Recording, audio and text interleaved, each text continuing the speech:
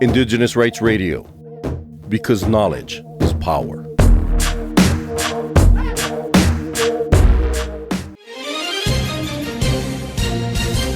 You are now listening to Cultural Survival's Global News Bulletin. Every month, Cultural Survival brings you the latest news impacting indigenous peoples across the globe.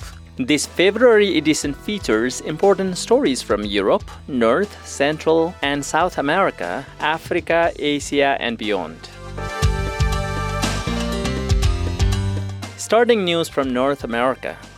In USA, in a landmark move for indigenous sovereignty, the Colorado River Indian tribes have officially designated the Colorado River as a living being with inherent legal rights. This historic resolution passed by a confederation of the Mozave, Chemehuevi, Hopi, and Navajo peoples recognizes the river as an entity that deserves to flourish and regenerate. By granting the waterway legal personhood, tribal leaders aim to strengthen their ability to protect dwindling water supplies against prolonged drought and increasing commercial demand. Chairwoman Amelia Flores described the move as a reflection of the tribe's eternal spiritual connection to the water, providing a powerful new legal framework to defend the river's ecological health for future generations. In Canada, in a landmark move of energy sovereignty, 4 Saskatchewan First Nations have partnered with Nuon Canada to co-own one of the province's largest solar farms. The Kinistin, Saltex, Zazim, Anishinaabe, Key, and Cote First Nations, forming the Anishinaabe Power Alliance, will hold a 50% stake in the 100-megawatt in Minogizis facility. Located near La Jourde, the project is slated to power 30,000 homes by 2028 through a 25-year agreement with Sask Power. This equal ownership model ensures indigenous leaders have full voting power and a direct role in decision-making. Moving beyond traditional consultation toward true economic partnership. Beyond generating clean revenue, the initiative prioritizes local employment and long-term environmental stewardship for future generations. In Australia, the Federation Council in regional New South Wales is facing intense backlash after voting to remove Aboriginal and Torres Strait Islander flags from its chambers. Mayor Cyril Cook claims the move promotes unity under a single national emblem. But Indigenous elders argue the decision erases their history and mirrors the ripple effect of the failed voice referendum. The proposal also seeks to limit welcome to country ceremonies to save costs. While the council maintains it is streamlining civic protocol, local traditional owners and some councillors warn the move fosters division rather than cohesion. Public administrations on the policy are currently under review before a final vote this March.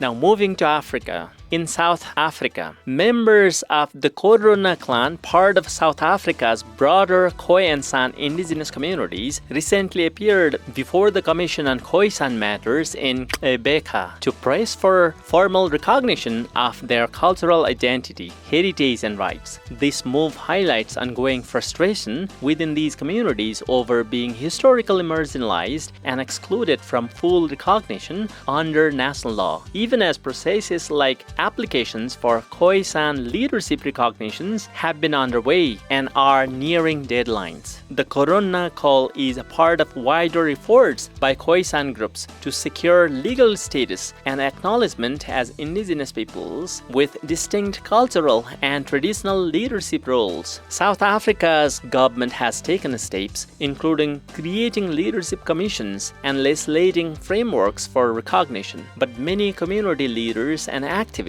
argue that progress has been slow and incomplete. Their demands tie into broader debates about identity, land rights, and inclusion in the country's socio-political fabrics.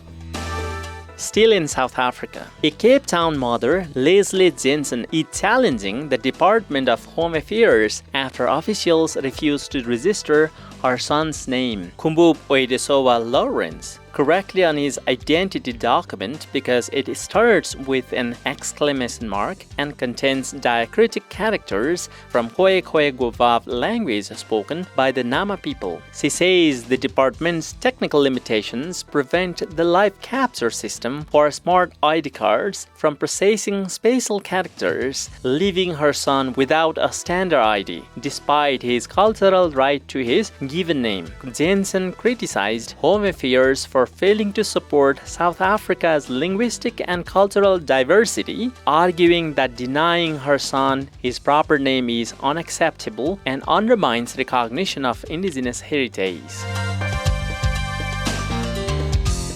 In North Africa, across North Africa, Amazigh communities have been gathering to welcome the year 2976 with shared celebrations and long-held traditions. The Amazigh New Year, known as Yanayar, is observed between 12 and 14 January, depending on the region, and is marked by festivities across Algeria, Morocco, Tunisia, and Libya. In recent days, families have come together to prepare large communal meals, light bonfires, and enjoy traditional music as part of the celebrations. Festive greetings of Asasegas Omegas, meaning Happy New Year, have echoed through villages and bustling city streets alike. People have dressed in brightly colored, intricately embroidered traditional clothing, adding to the lively atmosphere and highlighting the cultural pride and continuity that define Yanayar celebrations.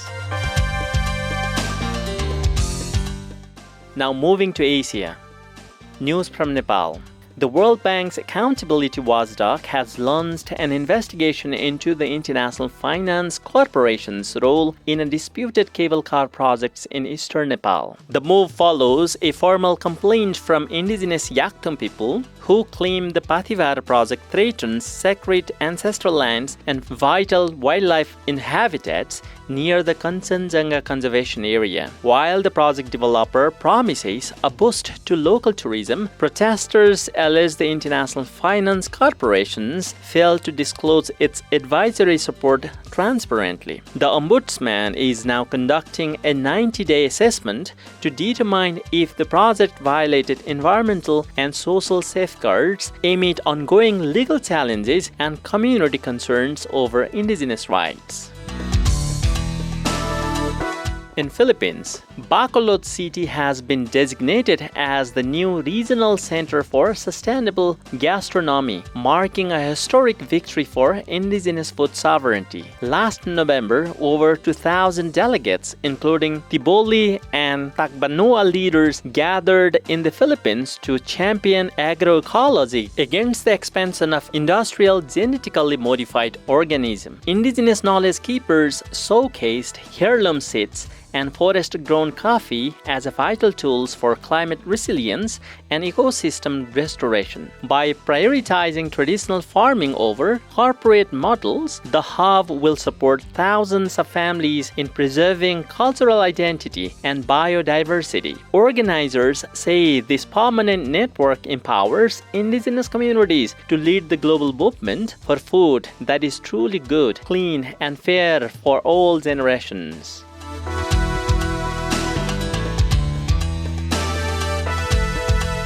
In Mongolia, a new strategic roadmap between the United Kingdom and Mongolia for critical mineral extraction is sparking urgent warnings over the systemic exclusion of indigenous herders. While the 2025 agreement aims to secure minerals like copper and lithium for the global green transition, human rights advocates warn that Mongolia's weak social protections leave nomadic communities vulnerable to displacement. Current laws lack mandatory social impact assessments, allowing the government to issue mining licenses on traditional pastures without the free, prior, and informed consent of local residents. Experts are calling on both nations to prioritize indigenous land rights and cultural preservations, ensuring that the race for clean energy does not dismantle the ancient livelihoods of Mongolia's herders. Now moving to Latin and South Americas. In Brazil, in the herd of the Brazilian Amazon, the Paumari indigenous peoples have achieved a historic environmental victory, bringing the giant pirarucu fish back from the brink of extinction, facing a collapse that left only 266 adult fish in 2009. The community launched a rigorous management model blending ancestral wisdom with modern conservation techniques. By implementing strict territorial surveillance and controlled fishing limits, the population has grown to over 10,000 adults. This ecological turnaround has not only secured the region's food supply but also restored indigenous pride and local governance, proving that traditional stewardship is vital for rainforest survival. In Peru, the trial for the murder of a Quechua leader and environmental activist, Quinto Inuma Alvarado, officially began on 20th January in Lima. The proceedings, held virtually, addresses the brutal November 2023 assassination of the indigenous chief who was killed in front of his family while returning to his community in San Martin. Inuma was a prominent voice against illegal logging within ancestral territories and had repeatedly reported death threats to authorities before his death. Despite his pleas for protection, the activist warnings went largely unheeded. Now the Amazonian community and Inuma's grieving family watch closely, seeking accountability for life lost defending the rainforests. In Argentina, wildfires in Argentine Patagonia have devastated over 15,000 hectares, leaving 22 blazes contained while 10 continue to burn. While authorities struggle with the inferno, a bitter dispute has erupted over the cause of the disaster. Indigenous Mapuche communities are fiercely rejecting government accusations of arson, claiming the provincial administration is using the fires as a tool for displacement. Local organizations argue the catastrophe stems from gross negligence, citing the layoffs of half the fire management staff and withholding of $600,000 in prevention funds. As firefighters battle the flames, the region remains locked in a tense standoff over environmental survival. In Chile, indigenous Koja communities in Chile are sounding the alarm over a major lithium extraction deal between mining giant Rio Tinto and state-owned Codelco. The project targets the Maricunga Salt Flat, a high-altitude desert ecosystem critical for local water supplies. Leaders warn that tapping into the white gold threatens the fragile environment and the livelihoods of families who depend on the area for agriculture and livestock.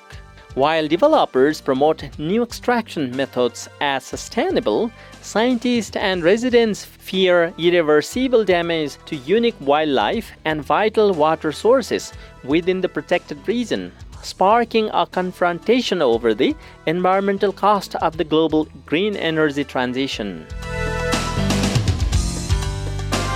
Moving to Honduras.